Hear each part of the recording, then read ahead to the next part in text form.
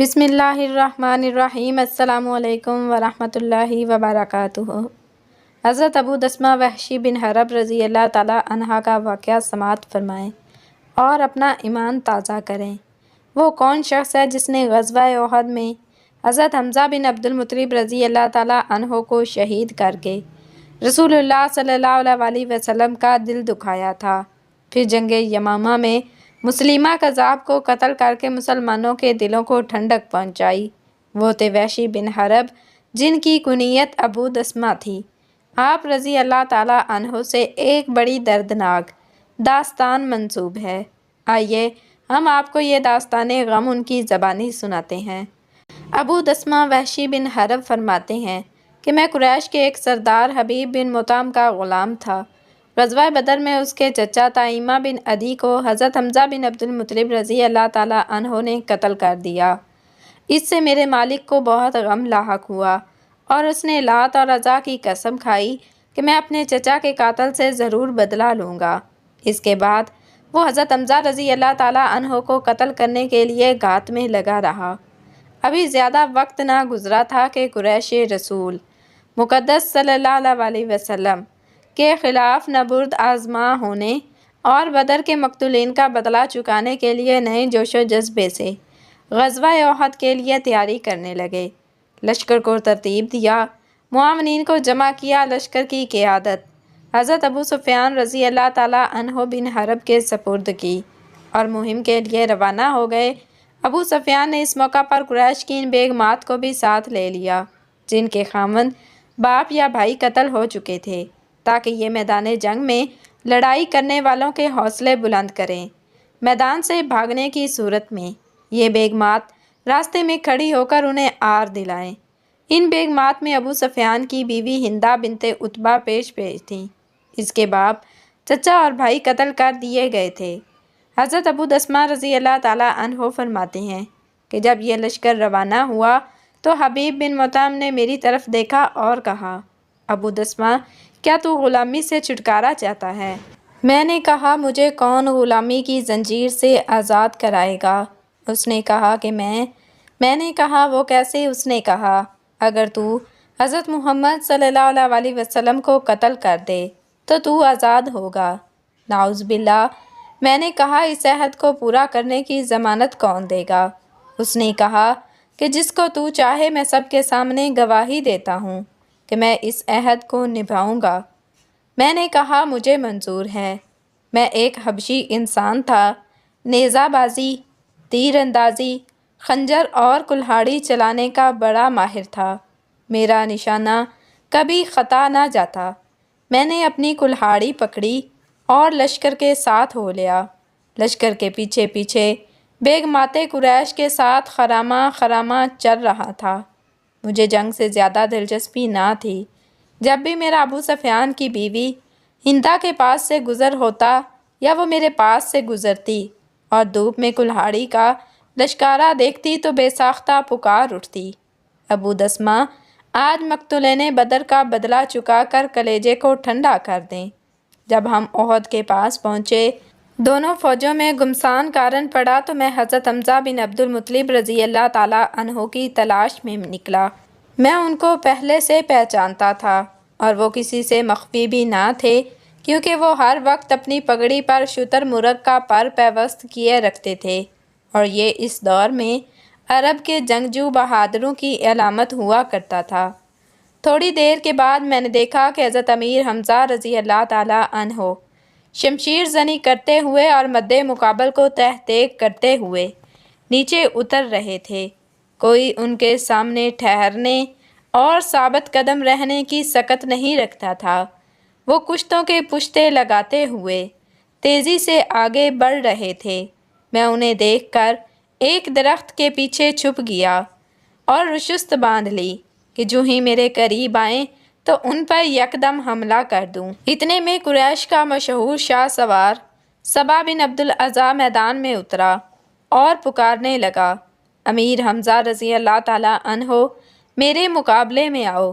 حضرت امیر حمزہ رضی اللہ تعالیٰ عنہ یہ چیلنج سن کر اس کے مقابلے میں اترتے ہوئے کہنے لگے، مشرک کے بیٹے ادھر آؤ، اور بڑی برق رفتاری سے تلوار کا ایسا زوردار وار کیا کہ وہ چشم زدن میں ان کے قدموں میں ڈھیر ہو گیا، اور میں نے موقع پا کر اچانک زوردار وار کیا اور میری کلہاڑی نے ان کے پیٹ کے نچلے حصے کو کاٹتے ہوئے دونوں ٹانگوں کو چیر کر رکھ دیا۔ میری طرف وہ 2 قدم جوش سے چلے، لیکن ٹانگوں نے ساتھ نہ دیا اور وہیں گر پڑے۔ کلہاڑی ان کے جسم میں پیوست تھی۔ جب مجھے یقین ہو گیا کہ فوت ہو گئے ہیں تو میں ان کے پاس آیا، کلہاڑی نکالی اور خیموں میں جا کر بیٹھ گیا۔ مجھے اس سے زیادہ لڑائی میں دلچسپی نہ تھی۔ میں نے تو انہیں صرف اس لالچ میں قتل کیا کہ مجھے آزاد کر دیا جائے۔ پھر اس کے بعد گھمسان کارن پڑا، لڑائی کا تنور گرم ہو گیا۔ صحابہ اور حضرت محمد صلی اللہ علیہ وسلم مشرکین کے نرخے میں آ گئے۔ ان میں سے کافی تعداد میں شہید ہو گئے۔ اس نازک موقع پر ہندہ بنت عقبہ دیگر بیگمات قریش کو ساتھ لے کر مسلمانوں کی بکھری ہوئی لاشوں کے پاس گئیں۔ انہوں نے ان کے پیٹ کاٹ دیے، آنکھیں نکال دیں، ناک کاٹ دیے، پھر ان کے ہار بالیاں بنا کر زیورات کی جگہ پہن لیے۔ ہندہ نے اپنے سونے کا ہار مجھے دیتے ہوئے کہا، ابو دسمہ، یہ تیرا انعام ہے، اسے سنبھال کر رکھنا، یہ بڑا قیمتی زیور ہے۔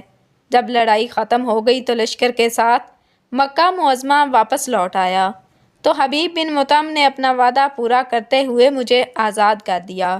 میں آزاد تو ہو گیا، لیکن میں نے دیکھا کہ حضرت محمد صلی اللہ علیہ وسلم کی دعوت بڑی تیزی سے پھیل رہی ہے اور مسلمانوں میں دن بدن اضافہ ہو رہا ہے۔ جوں جوں حضرت محمد صلی اللہ علیہ وسلم کا پیغام 4 سو پھیلنے لگا، تو مجھ پر خوف کے بادل منڈرانے لگے۔ مجھے اپنی جان کا خطرہ لاحق ہو گیا۔ میں مسلسل اسی حالت میں مبتلا رہا، یہاں تک کہ حضرت محمد صلی اللہ علیہ وسلم اپنا لشکر جرار لے کر مکہ معظمہ میں داخل ہوئے۔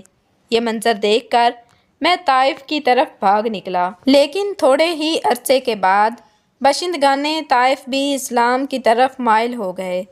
انہوں نے رسول اقدس صلی اللہ علیہ وسلم سے ملاقات اور دائرہ اسلام میں داخل ہونے کے لیے ایک وفد تشکیل دیا۔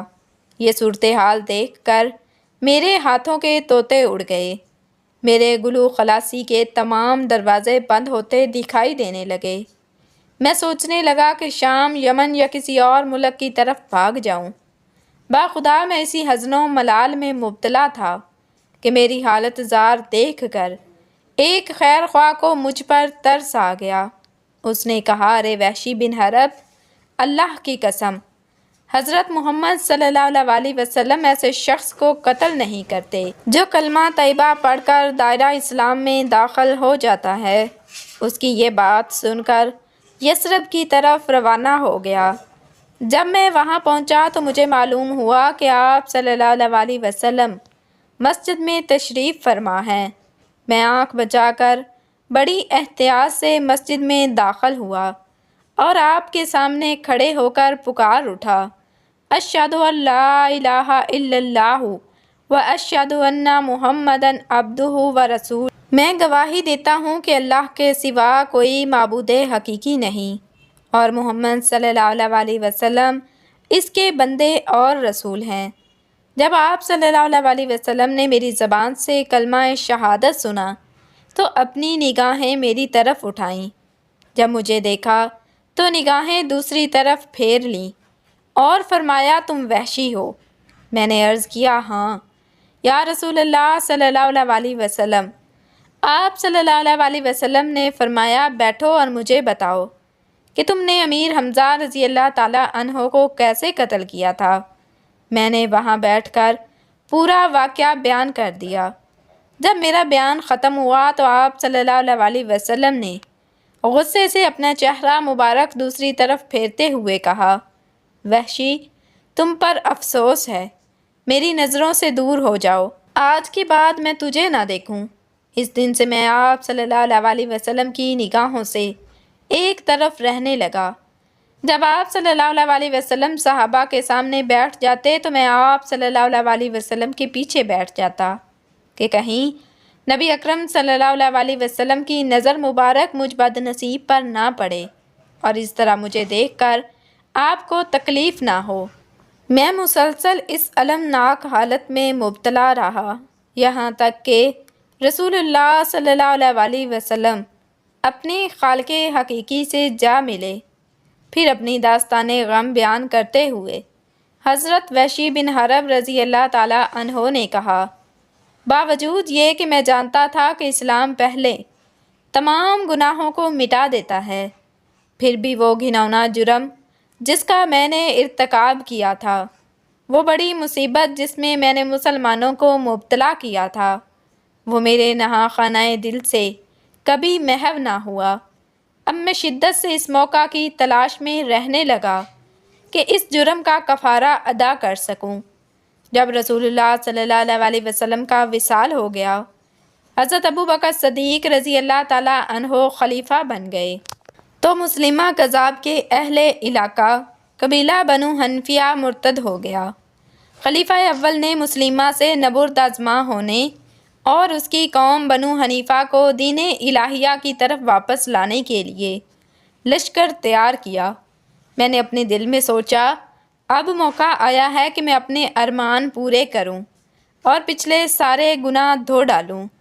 پھر میں لشکر اسلام کے ساتھ ہو لیا، اپنی وہی کلہاڑی ہاتھ میں لی جس کے ساتھ سید الشہداء حضرت امیر حمزہ رضی اللہ تعالیٰ عنہ کو شہید کیا تھا۔ میں نے قسم کھا لی کہ یا تو مسلمہ کذاب کو قتل کروں گا یا خود جام شہادت نوش کروں گا۔ جب مسلمانوں نے مسلمہ اور اس کے لشکر پر گلستان موت میں زوردار حملہ کیا، دشمنان خدا کے گوشت کے ٹکڑے فضا میں اڑنے لگے۔ میں مسلمہ کے انتظار میں تھا، اسی جگہ ایک ہاتھ میں تلوار لیے دیکھا، ایک انصاری کو دیکھا کہ وہ بھی میری طرح گھات لگائے کھڑا ہے۔ ہم دونوں اس کو قتل کر دینا چاہتے تھے۔ میں نے آگے بڑھ کر کلہاڑی چلائی جو اس کے بدن میں پیوست ہو گئی۔ اتنے میں انصاری نے اس پر تلوار سے وار کیا۔ اب اللہ ہی بہتر جانتا ہے کہ ہم میں سے کس کے وار سے وہ جہنم واصل ہوا۔ اگر میرے وار سے قتل ہوا تو یہ میں کہنے میں حق بجانب ہوں کہ میں نے اپنی زندگی میں امت محمدیہ صلی اللہ علیہ وسلم کی ایک پروقار شخصیت کو شہید کیا، ایک بدترین خلائق شخص کو بھی قتل کیا۔ حضرت ابو دسمہ وحشی بن حرب رضی اللہ تعالیٰ عنہ کی وفات 660 عیسوی میں ہوئی۔ ناظرین، ویڈیو کیسی لگی؟ ویڈیو کو لائک کر دیں، شیئر کر دیں اور مزید ایسی ویڈیوز کے لیے ہمارے چینل کو سبسکرائب کر دیں۔ جزاکم اللہ خیراً کثیرا۔